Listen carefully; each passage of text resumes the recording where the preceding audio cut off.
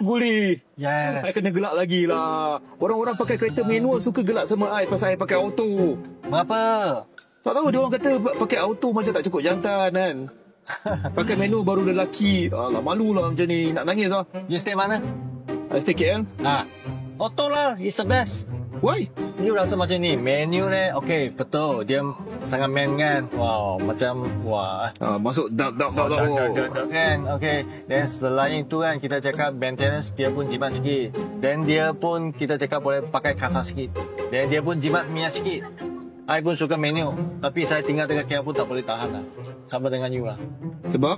Sebab pakai menu paling takut apa tau? Traffic jam. Betul, sakit kaki. Patah bukan sakit, patah tau. Yelah, kita ada 3 kat bawah kan. Clutch lah, brake pun semua. Betul. So saya cakap dengan you lah, siapa yang ketawa, you tak cukup man punya Abang Syah. You panggil dia pergi KL. Jalan-jalan sikit. Hari buat kereta dekat KL, tengok macam mana. Nanti dia mesti malu punya. So kesimpulan dia, ada orang memang sesuai pakai manual, pakailah manual. Yes. Tapi kalau tempat yang biasa jalan jam, pakai auto sudahlah. Yes, betul. Mana yang senang untuk kita lah kan. Yes, betul. Okay.